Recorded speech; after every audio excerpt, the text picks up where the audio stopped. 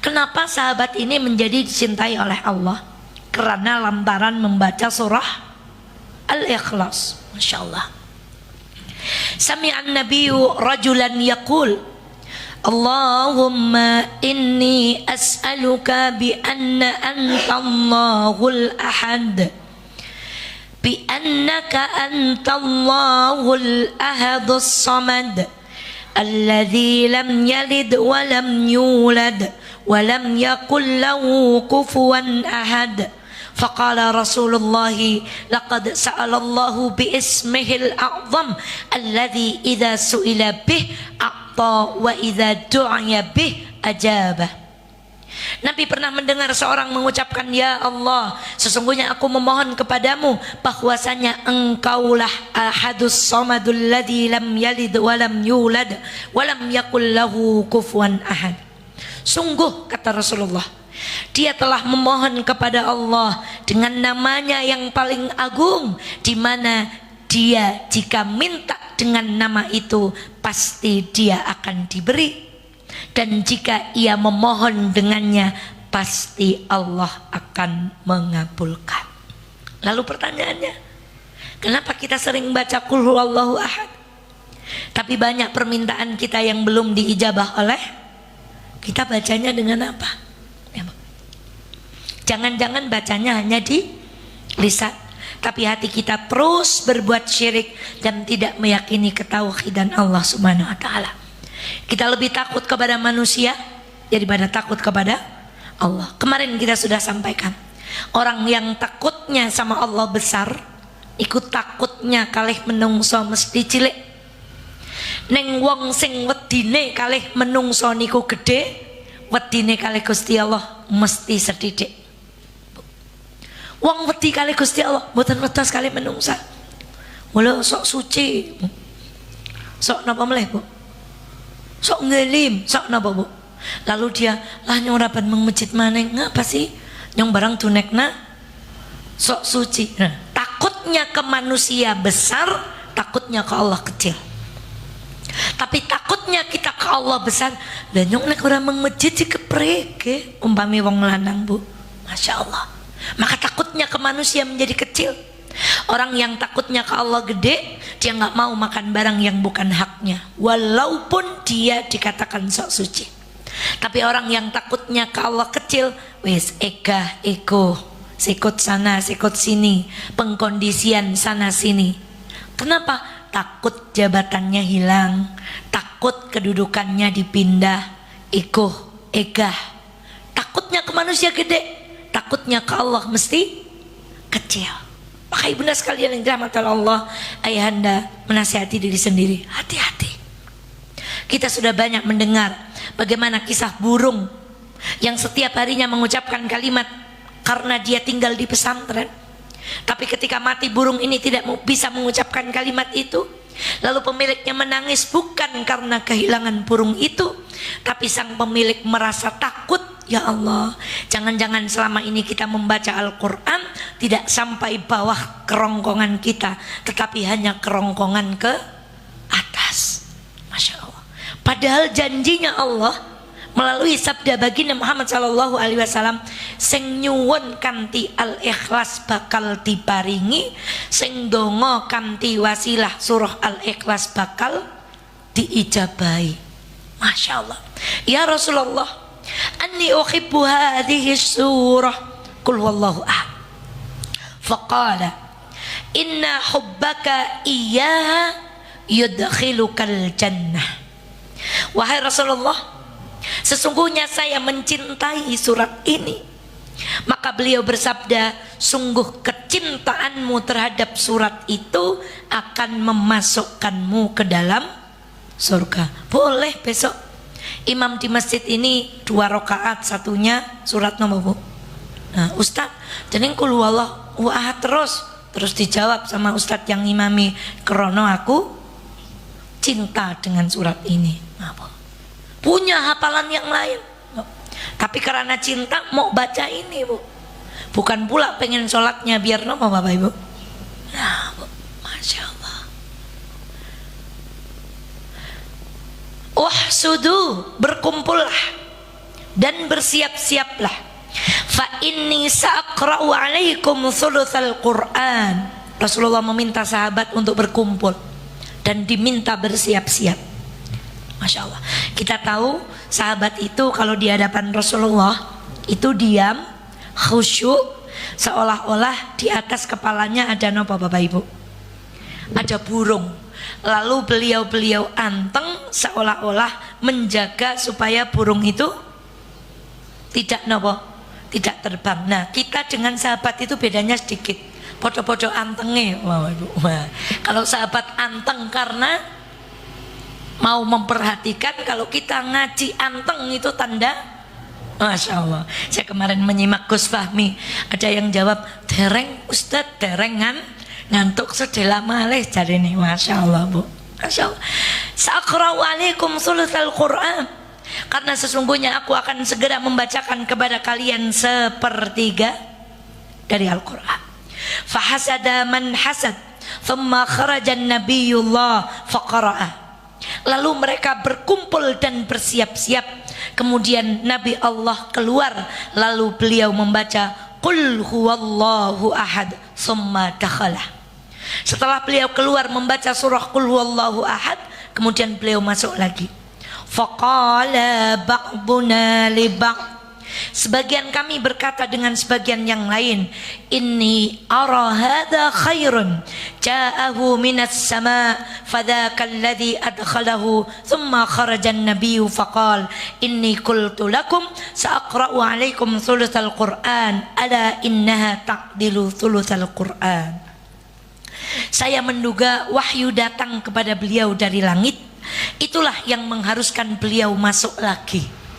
Kemudian Nabi keluar, lalu beliau mengulangi perkataan beliau, sesungguhnya aku telah mengatakan kepada kalian bahwa aku akan membacakan kepada kalian sepertiga Al-Quran. Ketahuilah bahwa surat tersebut sama dengan sepertiga Al-Quran. Dan insya Allah sudah banyak dijelaskan bahwa maksud dari sepertiga Al-Quran, karena betul-betul sepertiga Al-Quran itu adalah tentang tauhid, tentang mengesahkan Allah, tentang tidak berbuat syirik. Dan ayah bunda, sebelum kita mempelajari kapan surat ini dibaca supaya kita dicintai oleh Allah, maka izinkan kita mengulang bahwa ada seorang masuk neraka gara-gara lalat, dan ada orang yang diriwayatkan masuk surga gara-gara lalat. Maka hati-hatilah perbuatan syirik walaupun sekecil lalat. Dan kita ingat hadis Bitokoh, ketika ada orang datang membawa 90 catatan amal keburukan, semoga saya tidak salah angkanya. Tiap satu bukunya tebalnya sejauh mata memandang. Masya Allah, catatan apa Bu? Berarti pun ngelakoni dosa napa mawon. Kewabeh Bu, Masya Allah. Tetapi apa yang terjadi pada laki-laki ini? Laki-laki ini didapati memiliki satu bitokoh. Bitokoh itu kartu, yang ternyata di kartu itu ada kalimat yang pernah dia ucapkan, kalimat la ilaha illallah, dan dia sepanjang hidupnya tidak pernah berbuat syirik kepada. Lalu laki-laki itu selamat.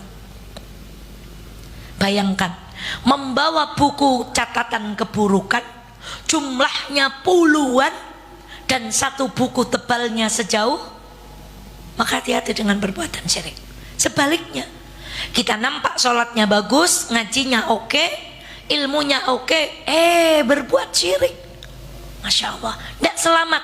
Krono ada orang yang dimasukkan ke dalam neraka gara-gara berbuat syirik meskipun sekecil lalat. Ya Allah, tolong kami, tolong saudara kami, tolong negeri ini, tolong kabupaten ini, tolong desa ini, tolong penduduknya, supaya kita semuanya dijauhkan dari perbuatan syirik.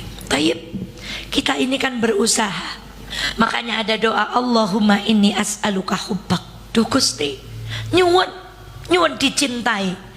Maka kapan surah Al-Ikhlas ini mesti kita baca? Setidaknya ada pada 9 kesempatan.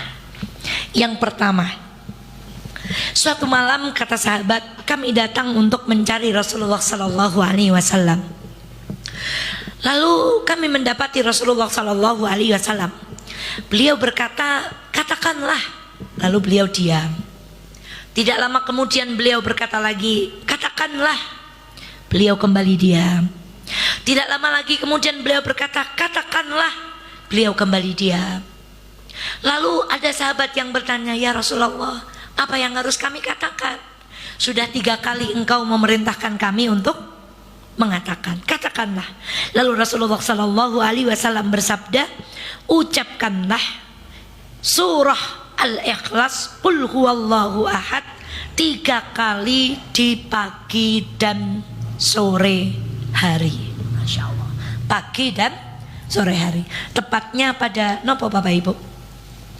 Zikir pagi dan petang. Kalau tidak sempat berzikir pagi dan petang, sempatnya hanya sebagian, maka jangan lupakan Qul huwallahu ahad, Allahus samad, lam yalid wa lam yulad. Berapa kali Bapak Ibu? Pagi dan petang. Itu wasiat dari Rasulullah. Maka kapan kita membaca surah Al-Ikhlas, surah Salamah? Yang pertama pada saat zikir pagi dan petang. 2, Masya Allah. Rasulullah Sallallahu Alaihi Wasallam kata Aisyah, ini tentang tidurnya baginda Muhammad Sallallahu Alaihi Wasallam. Ya Aisyah yang meriwayatkan, karena yang tidur dengan baginda Muhammad Sallallahu Alaihi Wasallam adalah Aisyah radhiyallahu anha. Rasulullah sebelum tidur, beliau akan mengatupkan kedua tangan beliau lalu meniupkannya. Setelah ditiup, beliau membaca Qul huwallahu ahad 3 kali. Ini ada yang mengatakan ditiup dulu baru dibaca, ada yang mengatakan dibaca dulu baru ditiup. Masya Allah. Maka kita memilih salah satu di antaranya. Dalam hadis yang kami bawakan, riwayat Aisyah mengatakan Rasulullah mengatupkan kedua tangan beliau, kemudian lalu meniupnya, lalu dibacakan Qul huwallahu ahad berapa kali? Lalu diusapkan kepada anggota tubuh beliau yang terdekat. Bahasa Anggarunge sing nyandak, Bu. Kalau saya membaca itu, saya sedang ngeloni anak kulo sisan, sing teng sisie tak usap sisan. Kok ragu-ragu suami kita tidur udah baca Qul huwallahu ahad apa belum ya, Bu? Kemudian kita nopo, Bu? Kita lus juga dengan tangan yang sudah kita tiup, lalu kita bacakan Qul huwallahu ahad. Tangannya ditiup-tiup, lalu diusapkan ke badan. Itu yang kedua. Kapan yang ketiga? Masya Allah, menikah dari Aisyah juga. Rasulullah Sallallahu Alaihi Wasallam hadisnya seperti yang riwayat tidur tadi. Kemudian ada tambahan bahwa Rasulullah Sallallahu Alaihi Wasallam meniup tangan beliau, kemudian membaca surah Al-Ikhlas 3 kali dan diusapkan pada bagian tubuh yang sakit. Nah, atau yang ketiga ini kita sebut kapan membacanya? Ketika kita meruqyah bagian tubuh kita yang sakit. Masya Allah. Saya kalau manasik dengan jamaah yang kasepuan, Ustazah, tungakakan kula teng mriko sehat waras selamat. Wong sikile kula nggih mlaku sakit. Saya sering sampaikan, Ibu diajak dialog kakinya, bilang begini, kil sekil samparan, sing manut ya, sing sehat, arep tak nggo mangkat kaji, arep tak nggo mangkat memejit, arep tak nggo mangkat ngaji. Maka kita tambahi hari ini, Bu, setelah tubuh kita ajak dialog supaya kaki kita, pinggang kita yang kalau bangun tidur cok, apa Bu? Nah, pokoknya pegel, entah karena terlalu banyak asam urat, entah karena apa. Nah, kemudian kita bacakan surah Al-Ikhlas 3 kali, kemudian kita usapkan di mana, Bu? Di bagian tubuh kita yang sakit. Masya Allah, ngerepaya. Nah ini ujian, Bu. Kayak cerita Nabi Musa tadi, mosok Nabi orang ngerti sing teko malaikat. Mosok malaikat kalah dengan Nabi, matanya sampai copot. Kayak apa ya matanya? Itu bukan orang beriman. Dan kalau kita pelajari, ulama sangat panjang membahas hadis tentang pukulan Nabi Musa kepada malaikat maut. Andak oh ya maca kul huwallahu ahad, kak langsung larane dawong sederenge maca mawon pun andak Bu. Namanya kan kita tidak iman sambil baca andak gere ya namanya kita tidak iman, Bu. Yakin saja kan tugas kita membaca yang sembuh dan yang menyembuhkan Allah. Tapi kita iman, pokoknya kalau pegel baca qul huwallahu ahad. Jadi ketika kita menengok orang sakit, misalnya sakit di bagian kakinya, sakit di apanya, setelah kita membaca doa Allahumma rabban nas, kemudian kita bisa menambah dengan membaca Al-Ikhlas 3 kali, lalu kita usapkan pada bagian yang sakit beliau. Dan ada yang unik dengan doa mendoakan orang sakit. Allahumma rabban nas adhibil isfi anta syafi la. Nah, dulu kita pernah belajar. Jadi ada likulli da'in dawa. Setiap penyakit itu ada dawanya. Apa bedanya dengan syifa? Tapi ketika kita mendoakan orang sakit itu enggak pakai dawa, tapi pakai apa? Syifa. Kenapa? Dawa itu obat fisik. Tapi kalau syifa, kita mendoakan orang yang sakit itu sembuh fisiknya, sembuh pula apanya, Bu? Jadi ketika kita mendoakan orang sakit, kita tuh sedang mendoakan gini, panjenengan mugi-mugi ikhlas ridho sakit ini yang menguji Allah. Sebab banyak orang sakit. Sebab banyak orang sakit. Sebab banyak orang sakit. Ya Allah, kenapa saya ya? Dijawab sama Allah, why not gitu, Bu. Kan why me dijawab sama Allah, why not? Kenapa saya? Itu namanya jiwanya belum sembuh. Dan banyak orang sakit, sembuh dari sakit kembali ke adatnya yang dulu. Ketika sakit pakai jilbab, sembuh dari sakit lepas jilbab. Ketika sakit bersedekah, sembuh dari sakit tak bersedekah. Itu namanya penyakit yang ada di dalam hatinya belum sembuh. Maka ketika kita mendoakan Allahumma rabban nas, Masya Allah, itu doa dahsyat luar biasa. Kesembuhan yang kita harapkan dari orang sakit itu kesembuhan lahir dan juga kesembuhan.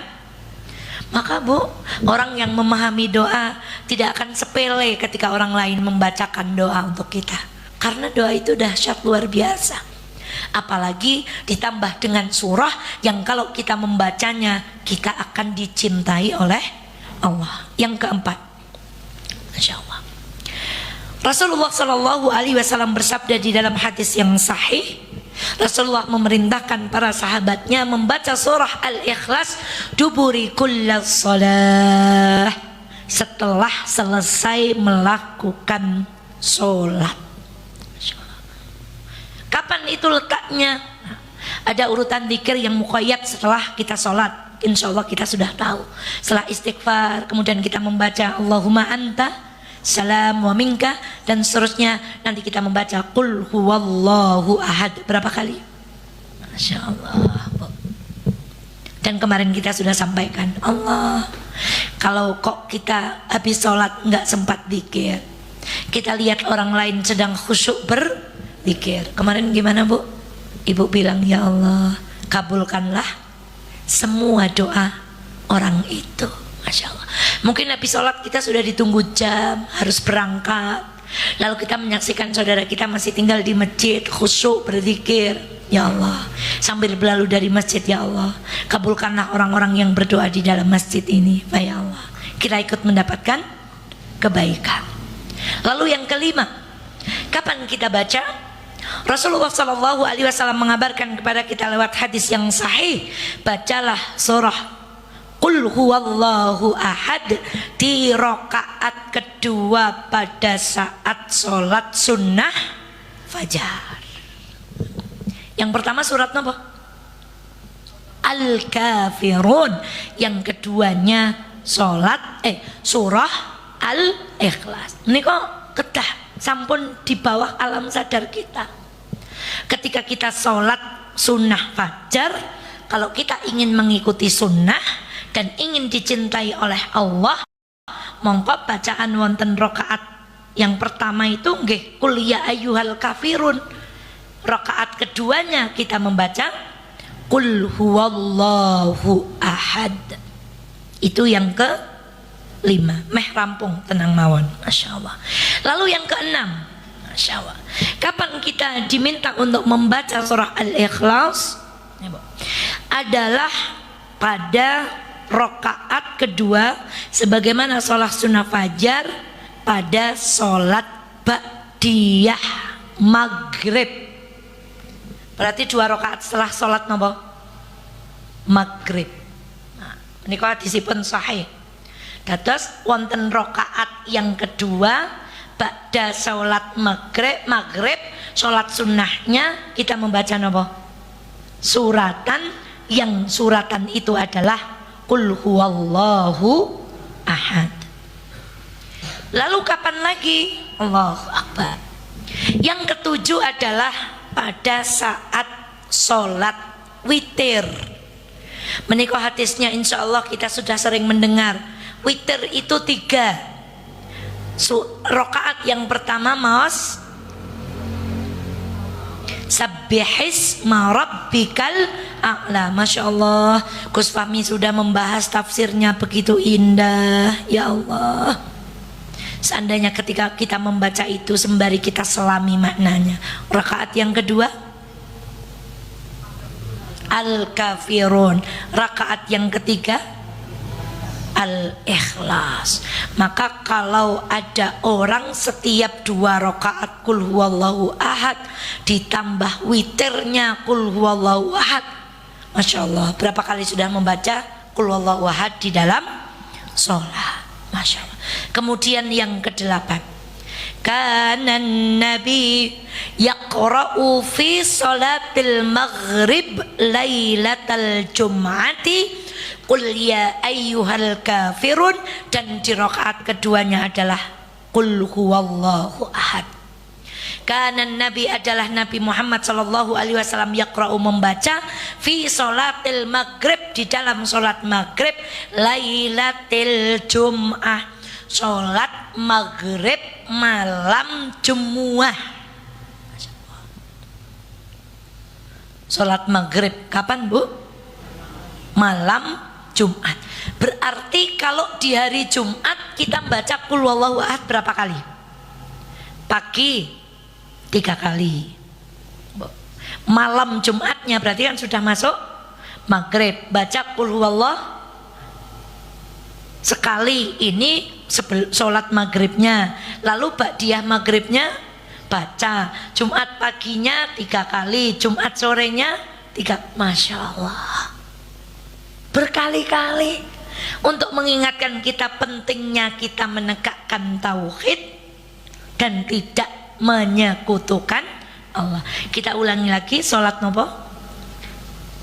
Sholat maghrib wonten malam Jumat wonten rakaat kedua. Ba'diyahnya mangke maos malih sebagaimana hadis tadi di atasnya. Paginya baca, sorenya baca, habis sholat baca juga. Masya Allah. Ini kok bagaimana tidak disebutkan dengan sulusul Quran, sepertika Quran, mau semawan pun sering sekali, belum lagi maknanya. Dan yang terakhir, surah ini dibaca pada rakaat kedua saat kita melaksanakan sholat sunnah usai melaksanakan tawaf. Rakaat pertama sama membaca Al-Kafirun, rakaat kedua qul huwallahu ahad. Ya Allah, engkang sampun tindak Mekah Madinah, mugi-mugi dipun paringi rejeki mugi saged memberangkatkan keluarganya yang lain. Ingkang dereng tindak, ya Allah, dengan segala kebaikan yang pernah kita lakukan, kita berwasilah. Semoga kula panjenengan sedaya diparingi izin, diparingi kesempatan kita sujud membaca Al-Ikhlas di rakaat kedua setelah kita melaksanakan ibadah tawaf marratan ba'da marratin. Ada yang berdoa sanatan ba'da sanatin, setiap tahun ya Allah, setiap marah ya Allah. Kemarin saya berjumpa dengan Ibu dalamnya Laksono. Sudah berapa kali Bu ke Mekah Bu? Nek kula mboten salah ngitung, kula pun ping 16 Ustazah. Allahu Akbar. Ketika Allah mengizinkan seseorang untuk datang bersujud di Baitullah. Sebelum kita akhiri, kapan pertama Bu? Zikir pagi, petang. Kedua, sebelum tidur. Ketiga, ketika meruqyah. Keempat, usai setiap sholat. Yang kelima, sholat sunnah fajar. Yang keenam, sholat sunnah ba'diyah maghrib. Yang ketujuh, sholat sunnah witir. Yang kedelapan, sholat maghrib malam Jumat. Fi sholatil maghribi lailatil jum'ati. Yang kesembilan, sholat sunnah setelah tawaf. Masya Allah, itulah 9 tempat kita disunnahkan untuk membaca surah Al-Ikhlas. Kita sebut ini tempat yang muqayyad. Napa Bapak Ibu? Nah, dados menika ingkang diiket. Maka kita akan bertanya, lah kalau tidak di 9 kesempatan itu, boleh ndak kita baca Al-Ikhlas? Nggih, pol bulie. Itu namanya kita membaca secara mutlak. Ketika naik motor pulang dari Masjid Fatimah, ketika hendak berangkat, mungkin ketika di kendaraan, mungkin ketika duduk di rumah, itu mutlak kita boleh kapan saja. Tapi yang muqayyad itu di 9 tempat ini. Maka mana yang didahulukan? Jangan lupakan dulu yang muqayyad, Bu. Lalu kita membiasakan diri membaca yang mutlak. Sama, boleh nggak baca subhanallah kapan saja? Boleh, tapi jangan lupakan yang inti-inti. Nah, ini sebenarnya. Tetapi ya Allah, kula nek ngeleng-ngeleng sangan iki cok mboten kelingan. Maka Masya Allah, masing-masing kita diberi kesempatan untuk beribadah. Ada yang kuat di muqayyadnya karena rajin mendirikan sholat sunnah.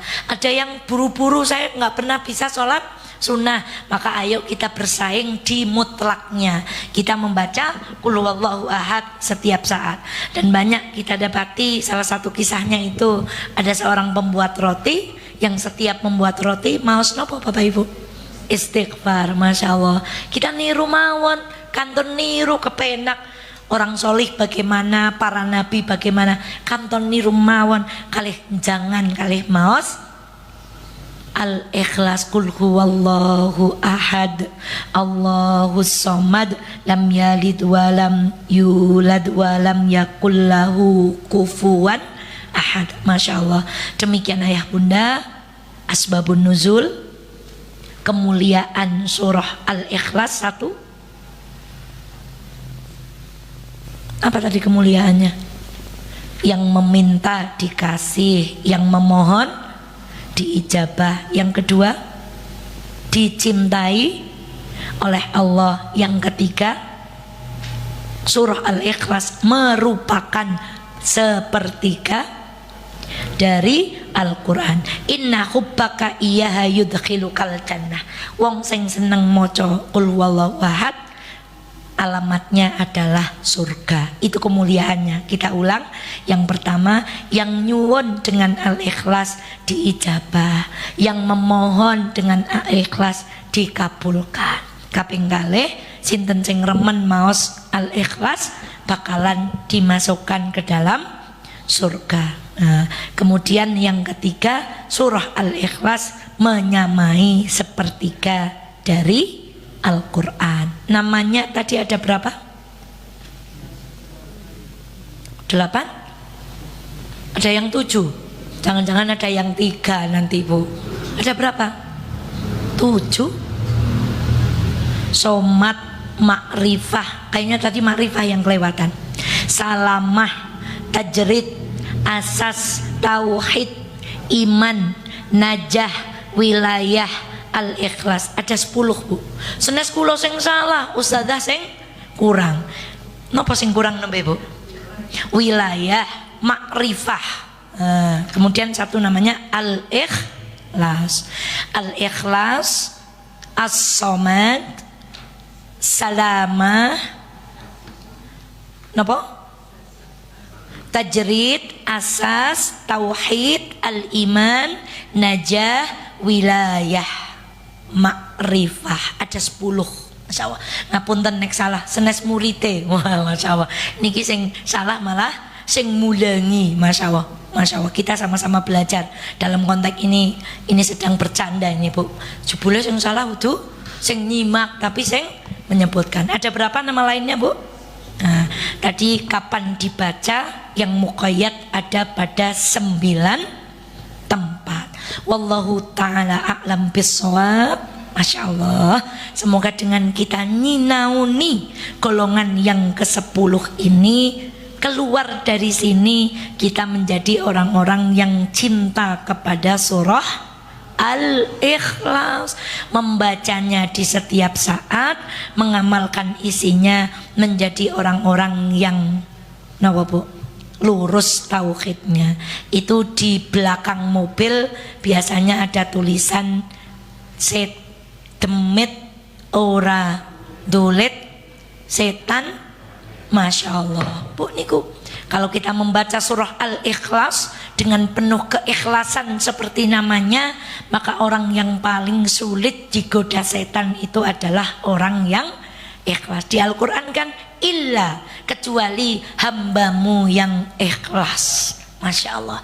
Maka semoga seperti surat yang kita baca, kita menjadi orang-orang yang ikhlas, mentauhidkan Allah, menjadi orang-orang yang bersyukur.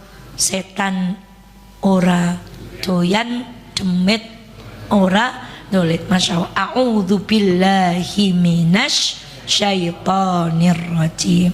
Makatan setelah lepat nyun pangapunten. Masya Allah, ada guru-guru kita yang dengan ikhlas bergantian di musola ini, indah sekali Bu. Ada kalanya kita berbicara, ada kalanya kita mendengarkan, karena sang pemberi nasihat pun selalu butuh kepada nasihat. Ibunda sekalian rahmatullah Allah, semoga kita semuanya menjadi orang-orang yang diampuni oleh Allah Subhanahu wa taala. Yang salah nyuwun tulung dibeneraken, yang bengkok diluruskan, yang kurang dilengkapi. Semoga kita selalu cinta kepada ilmu. Pareng bosen kalih gurune, ning boten pareng bosen kalih ngilmu agama. Ibu boleh bosan dengan kegiatannya, tapi ibu tidak boleh bosan dengan isi kegiatannya itu. Maka kalau ngaji kok diulang-ulang, bosanlah sama yang menyampaikan. Tapi jangan bosan ketika materinya diulang-ulang, karena itulah yang akan menyelamatkan kita dunia dan akhirat. Dalam pungkasi, assalamualaikum warahmatullahi wabarakatuh. Jazakillah khairan katsira, jazakillah ahsanal jaza Ustazah Eva. Mudah-mudahan apa yang beliau sampaikan kita semua bisa mengamalkannya dan mendapatkan kemudahan untuk mengamalkannya. Amin amin ya rabbal alamin. Dan mari kita akhiri kajian pagi ini dengan membaca hamdalah dan juga doa kafaratul majlis. Alhamdulillahirabbil alamin. Subhanakallahumma wa bihamdika asyhadu an la ilaha illa anta astaghfiruka wa atubu ilaik. Wassalamualaikum warahmatullahi wabarakatuh.